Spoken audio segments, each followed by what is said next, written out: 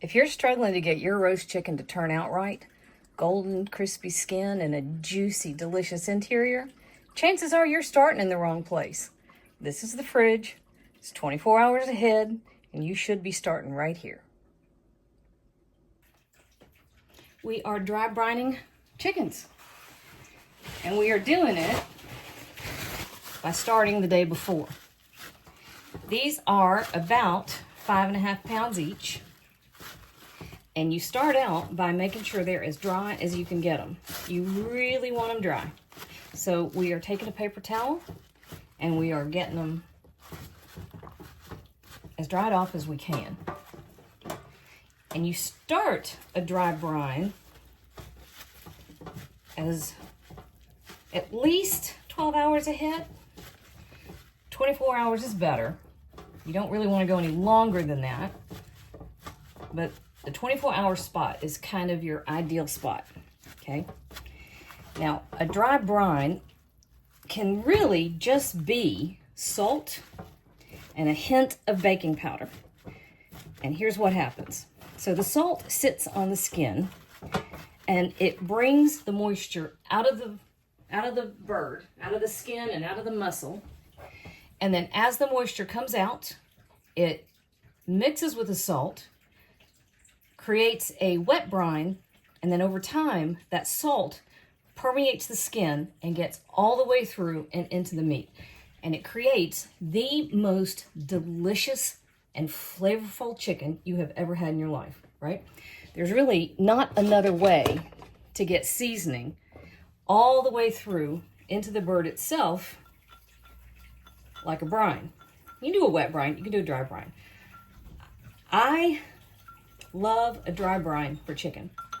And I was going to give you a recipe with thyme and with garlic and a couple other things, but then I realized the nicest thing I could do for y'all is show you the technique and then set you free. You can do whatever you want at that point. So here's the ratio, and this is the magic formula for dry brining. You want a teaspoon of kosher salt for every pound of bird, right? And then to that, you're going to add half a teaspoon of baking powder. I said baking powder, not baking soda. Half a teaspoon for the entire batch. I don't care how much you're adding.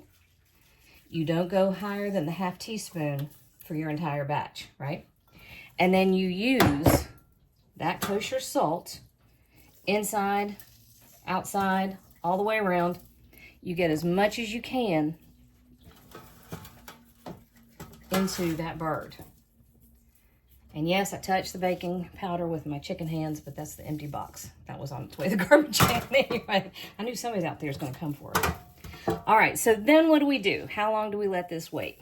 Well, we're going to give these guys overnight in the refrigerator uncovered. And if you've got one of those refrigerators, it's got a little fan in it, even better. Because you really want that skin as dry as you can get it. That's what makes it nice and crispy. And this works for any kind of poultry. If you want to wow somebody during the holidays, this is kind of your secret weapon. This is one of your magic tricks. I've talked about a brine being a magic potion for years. This is kind of right up there. A brine is a magic potion, and a temperature thermometer is your magic wand. Okay, so this is really all you're doing. Now, if you want to, a little bit left. Let's not waste it.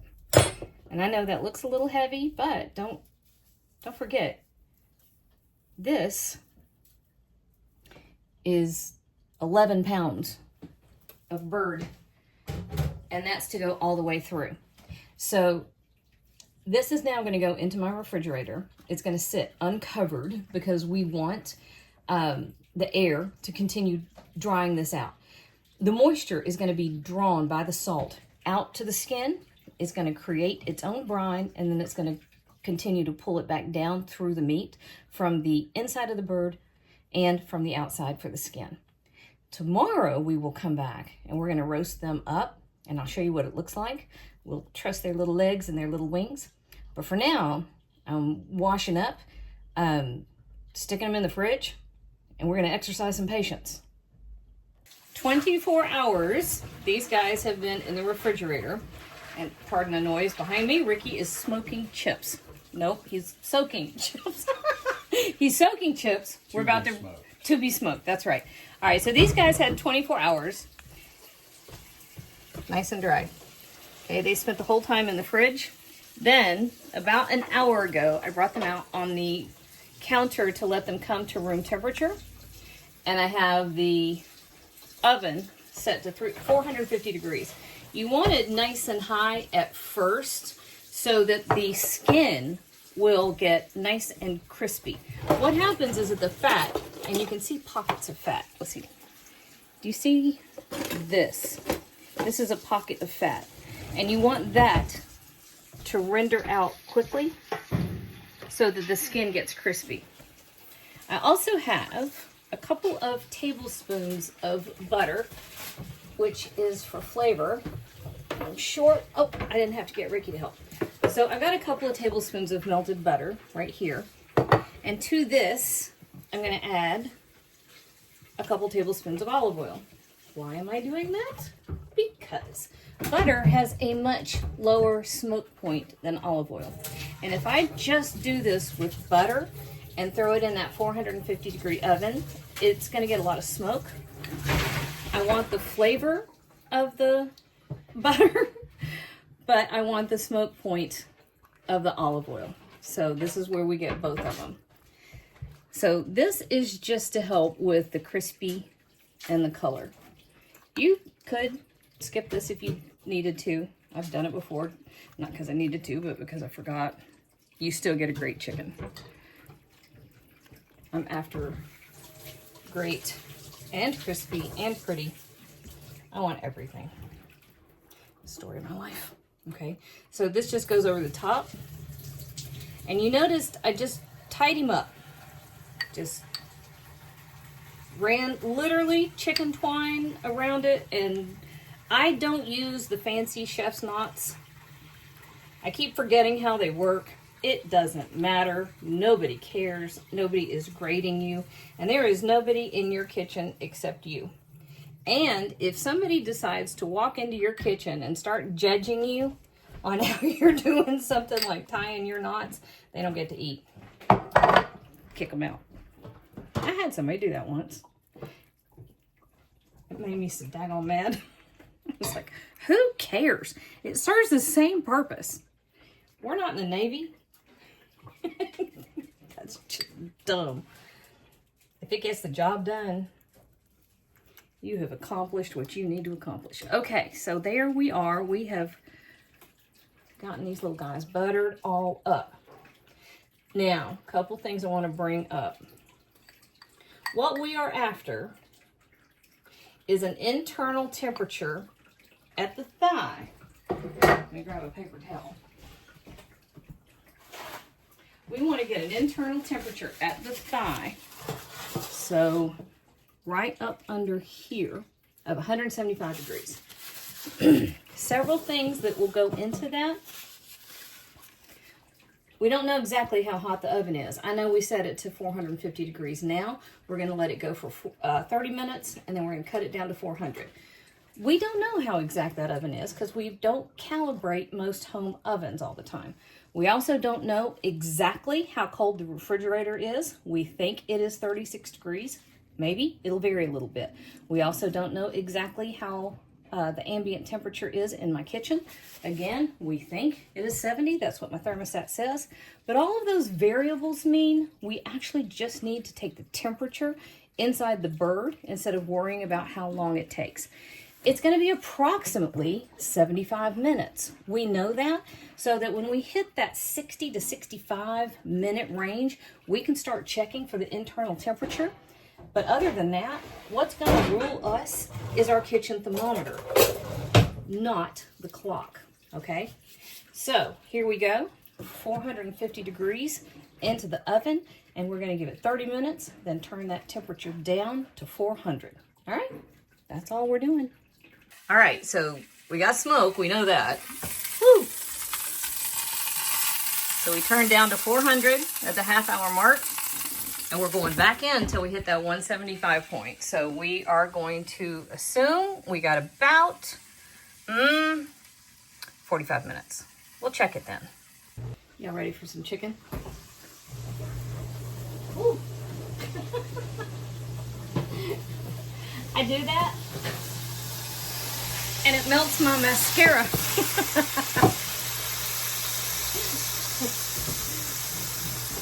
let's turn off the dishwasher so we're not competing.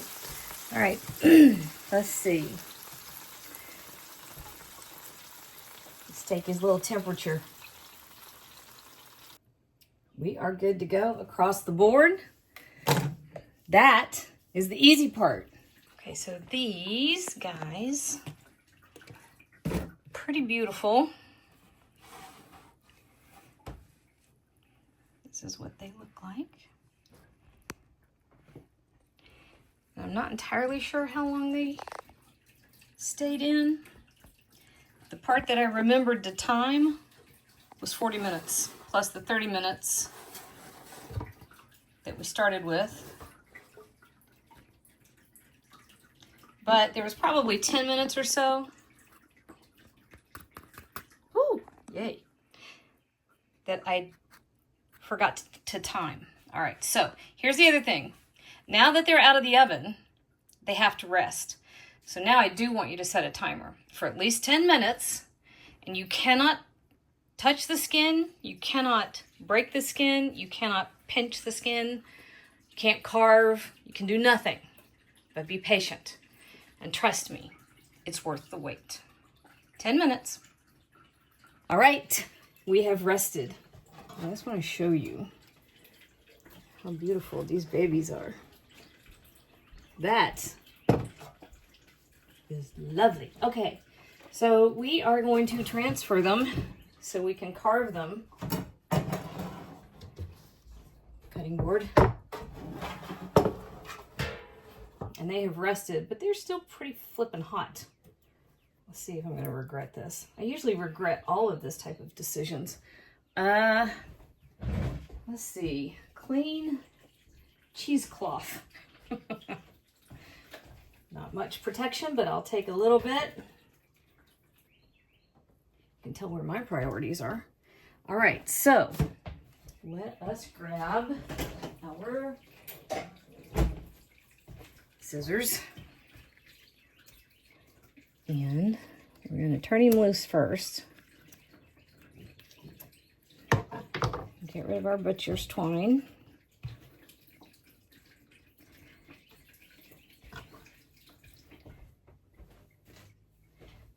And the old way of making sure your bird was done was to see if this joint was super loose, which it is. Of course, growing up, we didn't really have meat thermometers. There were, I mean, yes, but nobody had them. Especially not in Appalachia. Nobody I knew had or used them. All right, so a couple things when you go to carve a chicken or a turkey or a duck or whatever. You kind of want to think about the shape of the drumstick. And to do that, to carve the leg, you kind of come in here. Oh, good time, Booney. What I walk in on? A drumstick. This is Boone's favorite part of the bird. But you just run your knife around the drumstick shape. And you're looking for the joint, which is going to be right there at the top. You don't want to run your knife through the joint, through the bone rather. You want to run it through the joint, and it comes out like that. You want to grab a plate? Yeah, sure. All right, so that's the drumstick. You can do the same with the wing, but the joint for the wing is way back up in here, right? Here's the true, let's see. See the dark meat? Do you see how juicy that is? Okay, turn that over. I'll let you have some more in a second. I just want to show people. All right, now, this is what's going to show us how well we succeeded, is how juicy the breast meat is. Can you give me a fork? Because I am scalding my fingers. Hang on, I'm capturing the juices. If you are smarter than I am, you have a cutting board that has a tray or has a groove around the outside to capture the juices. Why I've never bought one, I don't know. But when you're cutting the breast, what I like to do is come straight down that breastbone to the side and then loosen it like that.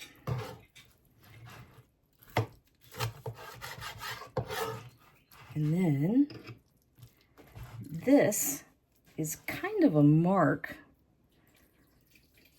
of how well you've done.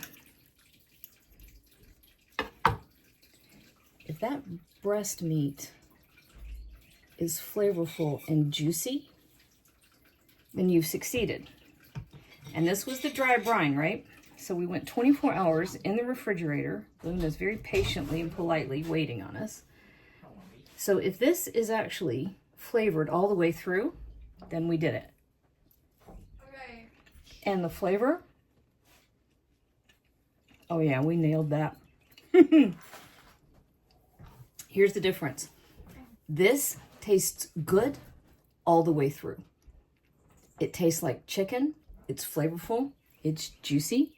And the skin is spectacular. You don't get that any other way. Now we're going to go make gravy.